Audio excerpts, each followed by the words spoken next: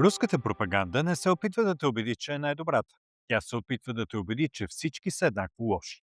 Думи на Михаил Зигар, един от най-търсените геополитически анализатори в света, който влиза в Светът Извън Ефир, за да разкодира как се гради диктатурата и има ли изобщо път към нормалността. Това интервю се случи в петък вечер, когато Михаил потвърди, че може да отдели от натоварения си график и трябваше да реагира много бързо, за да може да имаме този разговор. Михаил не просто наблюдава събитията, той е създател и бивш главен редактор на емблематичния независим телевизионен канал «Дождь». Един от архитектите на разкритията за вътрешната механика на Кремъл, автор на бестселерите «Империята трябва да умре», «Всички са свободни», «Русия една секунда преди Путин» или «Какво се обърка», как и защо, и войната и наказание, и война и наказание, войната на Русия срещу Украина. Днес Михаил Зигар е един от най-търсените геополитически коментатори в света. Неговият анализ редовно попада на страниците на Нью Йорк Таймс, Guardian, Шпигел и Wall Street Journal, където той помага да се разбере посоката, в която се движи Русия и светът. Не забравяйте обаче, преди да видите интервюто му за Светът извън ефир, че може да ни подкрепите, като последвате канала ни в YouTube и следите публикациите ни в Извън ефир БГ или просто сканирате QR-кода на вашия екран.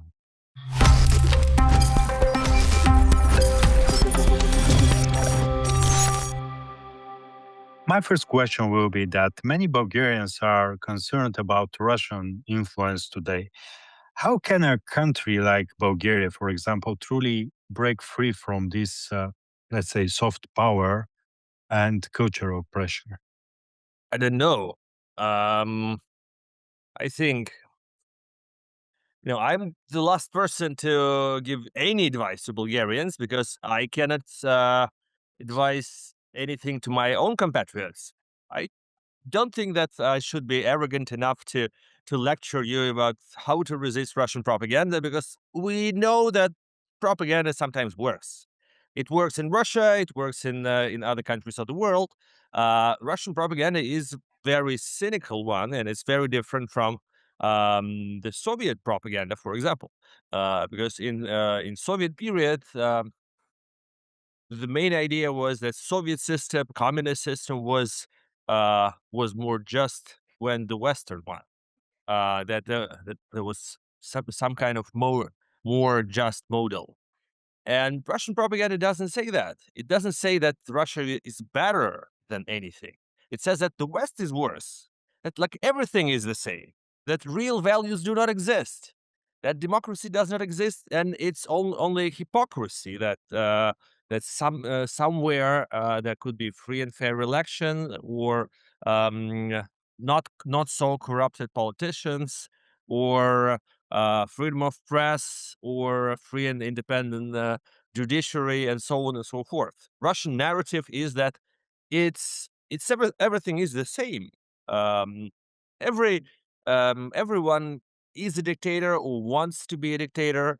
Every police is brutal. Every prison system is inhumane. So they are spreading that cynical narrative that it doesn't matter. And if it doesn't matter, if real democracy does not exist, why even trying to change anything? So that's it's really hard to resist that message, but it's always clear what should be done. Probably we should remind other people that values really exist. That yes, no, it's not like the whole world is not cynical. No, there are some people who really believe in values, and idealists in this world are sincere. They are not hypocrites. And yes, that uh, ideal world, that naive world, is also possible, and we probably cannot reach it, but we can sincerely keep trying. You quite often talk about how dictators rewrite history. Uh, why is uh, why is it so dangerous for a society to allow this government to change the past? And what is the biggest risk for us? Mm, I do believe that that history shapes the future because history is the best method um, shape the values of the new generation. So when we are trying to try to create the future, we should teach history to our kids, and to create the vision of the future in their minds. So that's why it's really important, and that's why dictators are trying um, uh, to control the history. But generally, most dictatorial regimes are trying to make history about the state, not about the people. And I think that's the major problem. If we are talking about Russia, for example, Russia has never had history of the people. Russian history has always been about the state, about the empire, and about the leader. The only thing that has any value in many dictatorships is the state itself, the empire itself, and it's important, and it's like the only noble thing to do is to sacrifice your life for the sake of the great empire. That's what imperial narrative tells us in different countries. Russia is one very bright example of that. Um, every authoritarian historical narrative tells us that the value of human life is non-existent. So that's why I think that's where the other alternative narrative plays. We really need to keep history, or to try to make history more humane, to try to have a look at the history of the people, uh, to to make people believe in themselves, because as the result of many centuries of that historical narrative, of that imperial narrative in Russia, for example, they made that stereotype that kind of Russia is doomed to be an empire. Nothing depends on people. People cannot change anything because that's the destiny. Having a czar, um, that's forever, and that will never change. And it's a lie, obviously, but that's the result of the historical propaganda that lasted for a few years, for a few Do, centuries. do you believe the younger generation in Russia or in post-Soviet or post-communist countries is actually different, or are they still trapped by the old imperial mindset which you mentioned? No, I'm sure that the new generations are very different, because they were very different. There was completely different way how they were brought up. They were not growing in dark neighborhoods of Soviet cities. They were brought up online, and their real teachers were not gangsters uh, from the yard, but like some bloggers, influencers, TikTokers, and they are very different. So they are. I'm sure that Russian Gen Z is not so different from European Gen Z or American Gen Z, and that doesn't mean that's not. It doesn't mean that they are better. They are just very different psychologically, and we see that a lot of representatives of that generation are very, complicated. They are not all of them believe in democracy, and not all of them care about democracy. We see uh, influencers like Andrew Tate becoming more popular, and I think that's another danger. Andrew Tate is a way, in a way, is Vladimir Putin for young kids, because actually that's the same values. So sometimes when we compare um, the values of younger Russians with the values of the last Soviet generations, they might be very different, or sometimes they might have something in common, but that's completely different. The source of their values is completely different. I can give you very impressive example, short one, that in 2021 there was an independent survey in Russia about what people think about LGBT plus and what should be done to LGBT plus. And if we have a look at the people older than 60% of them told that they should be killed. Death penalty is fine. And people younger than 40, 60% said equal rights. So that's the gap between different like Soviet and post-Soviet generations in Russia. Still, that was a survey of 2021. Nothing is stable. Nothing is forever. Probably if the same survey would have been conducted right now, the results might have been very different. You have lived outside Russia for a while now. What is the one thing that most Europeans still get completely wrong about the situation in Russia or uh, Russians? I think, I think Europeans get almost everything wrong about Russians because Europeans don't care about Russians, and that's the problem. They don't think about Russians. That's the problem. Uh, when Russia's invasion of Ukraine started, uh, there were two obvious phenomena. One of them was amazing. Another one was rather sad news. There was a strategy about Ukraine from the beginning, and that was a great news. For the first time for many years, Europe has become unified in its support of Ukraine, and I strongly support it. That was the best news we heard from Europe for the last decade, I would say. But the bad news was there was no strategy about Russia, and still now there is no strategy about Russia.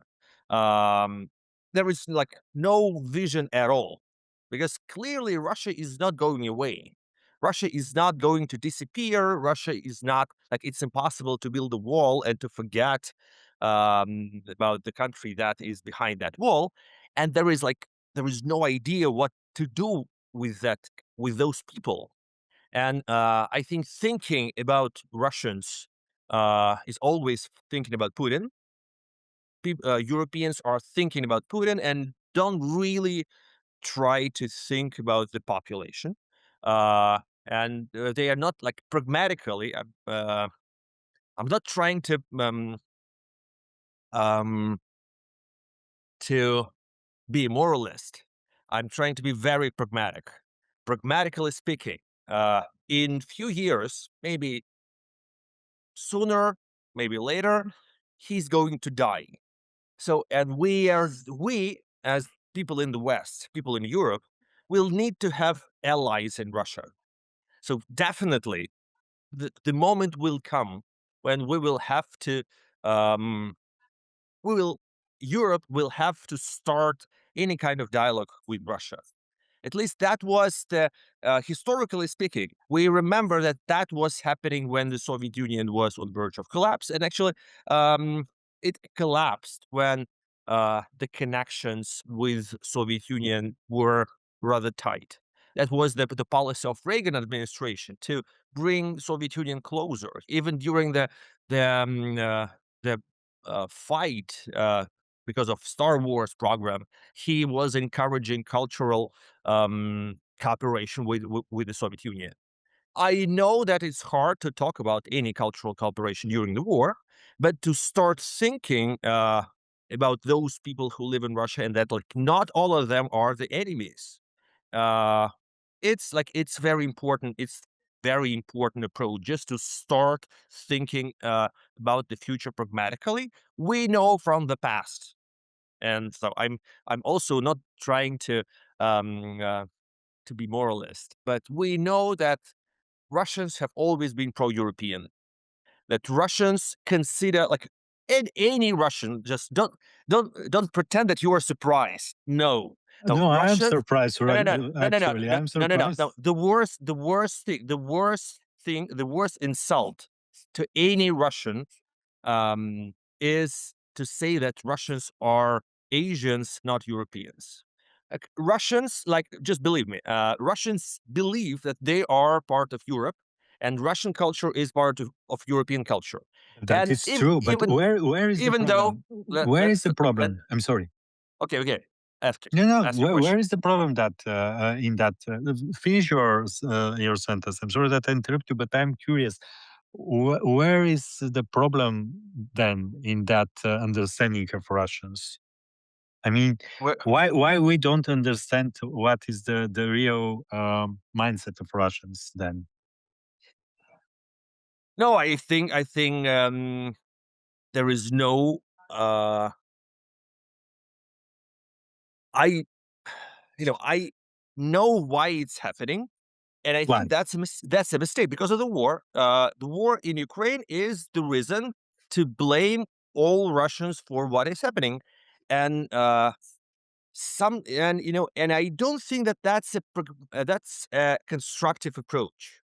Uh, we we It's not the first war. It's not the first aggressive war in history.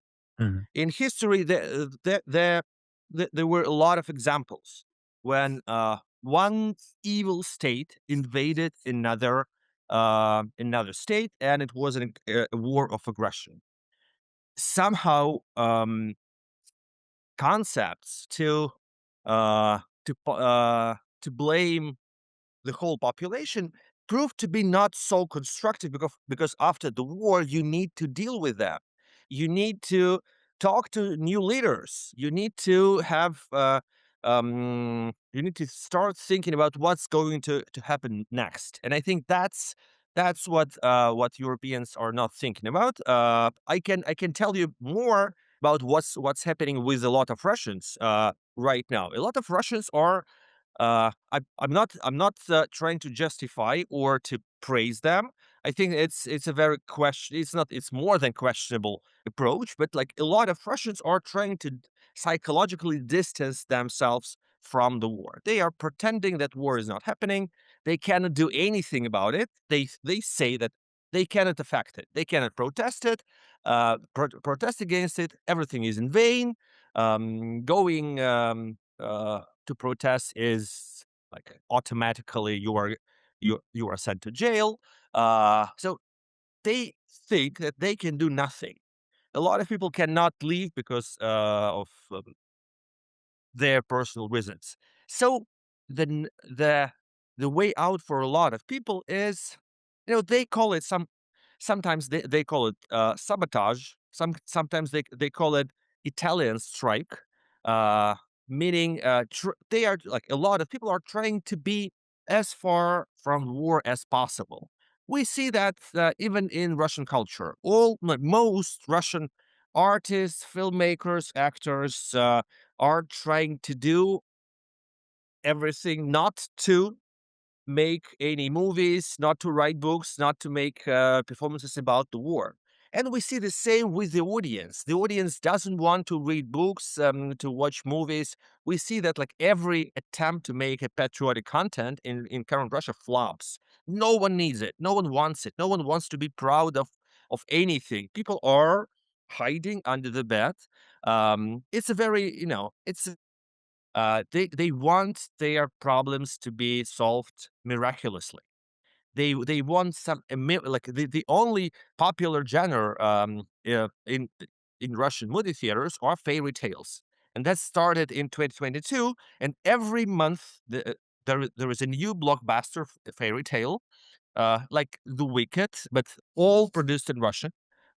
Most of them are based on Soviet cartoons, but now live action movies, and that's psychology of Russians today. They are, uh, you know, it's um, it's called learned helplessness. They know that they cannot do anything. They used to that thinking, and they believe that it's going to be over. The huge difference between the Soviet Union and Russia today is that Soviet Union was to be forever. It was like everyone knew that it will be forever. It will never end. And current Putin's Russia is, people think it's very temporary. They have to wait. It's not long. They have to just to survive, to keep silence, and then it will disappear. It's a very it's a very magical thinking, but that's the way how people think. What is your opinion? Do you think Putin's regime, like a structure, like an organization, will survive after he's gone or will collapse with him?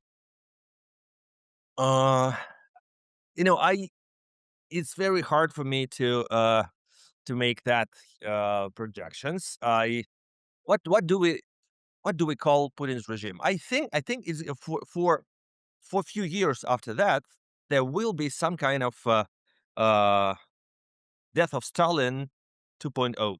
So I think that that's the most um, possible scenario with regime trying to exist uh, according to very different rules, but with the same people.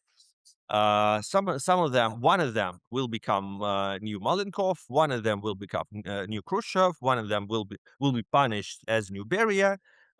Everyone hates FSB, and everyone is afraid of FSB. So the whole elite will try to do everything against that collective Beria, and then obviously, historically thinking, Soviet Union collapsed 40 years after Stalin's death. So, yeah, did regime collapse after Stalin's death? Yes.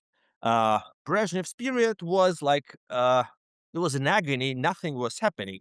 Um, Now it can happen sooner. I don't think that we will have decades of that post-Putinism. I think it will happen within years rather than decades, but it will not be um, uh, immediate change. Based on your experience with the Kremlin, what are the early signs that democracy is tending to turn into a autocracy when Putin's gone? Which way will choose Russia, autocracy or democracy? What is your prediction? I will, I won't this time. I won't talk about Russia, but I will talk about the context. We are not in the context in the world globally when democracy is prevailing.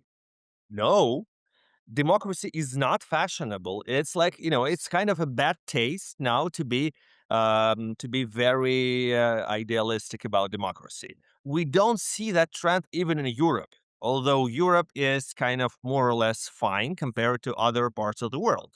So it's very hard to expect that out of the blue, Russia will become the most democratic country of the world. But let's wait and see. We know, for example, that if we're speaking, so Russia didn't have most important democratic institutions before, even in the 90s. Free and fair elections, that was not the case. Uh, mm, Normal electoral process, normal political parties did not exist. That's important. Uh, at the same time, independent media, that was one of the few existing democratic institutions in Russia, although it was like till 2022, independent media did exist, and it was like our only hope and our uh, only attempt to keep our country struggling against dictatorship. I personally stayed in Russia till 2022 because I believe that still we could do something. We had to use that last opportunity. Um, we saw that from the beginning of Putin's presidency, he started attacking, for example, freedom of speech without changing laws. It was not about censorship, it was always about self censorship. Oligarchs controlling the media and creating self censorship. That's not, now we see that that's not only Russian phenomena. Now we see that happening in many countries of the world. Now we see that happening in the United States of America. So unfortunately, we have very tragically um, uh, anti-democratic trend in the world. But I still believe that there is a possibility that the global trend will change, and I do not believe that Russians have any kind of predetermination. On the contrary, I know that the most important political figure of the 21st of the last decade in Russia, Alexei Navalny, is the symbol of that thinking. For the new generations of Russians, he will be remembered as the person who died believing and saying that Russia can and will be a democratic country. Russia doesn't have to be exceptional. Russia is not doomed to be an empire. It should be normal, decent European country. That's his legacy. And I think if a politician, if a person dies for his beliefs, that's a powerful message to the next generations. And he is with us as the symbol of that democratic hope, and that's important for a lot of people. Is there a person which may unify the Russians to choose that democratic way after Navalny? I mean, is there a person which may do that now? We are not in the position to choose that person right now. We don't have we have two Russias. We have inner Russia that has its own problems, that doesn't have gas at the gas stations, and has internet outages, uh, and that is waging war against Ukraine. And we have outer Russia, Russian speaking diaspora in all countries of the world, that is creating most content in Russian, that is creating Russian culture, that is still also very important part of Russia. I don't know which Russia should create that unifying figure.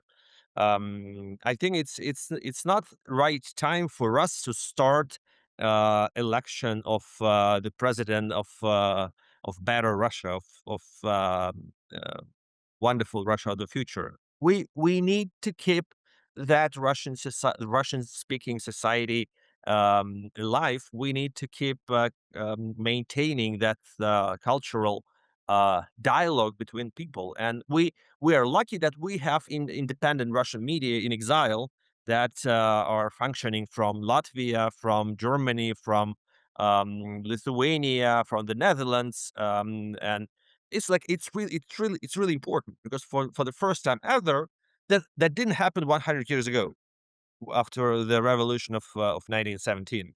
That exodus, that wave of Russian immigration left the country and they dispersed. They never uh, uh, became truly one community.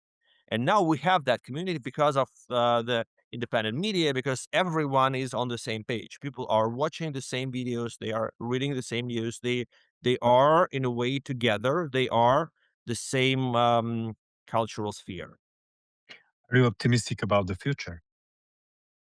I'm just personally, I'm very optimistic. I have to be optimistic. Um, I'm I as a journalist, I worked as a war correspondent for 10 years. So the only possibility for me to work was to be optimistic. And every time when I was in a really, really bad situation, it's like dangerous, threatening, and bleak situation, I was telling myself, but at least when it's over, it's going to be a hilarious story to tell to my friends. So yeah, I think that we are in quite a questionable position right now. But when it's over, it's going to be a very funny story. And I hope that we will have that opportunity to tell that funny story to our children, to other people, and will survive. Will outlive those people who think that they're going to live forever, And that's our challenge for now. Thank you so much.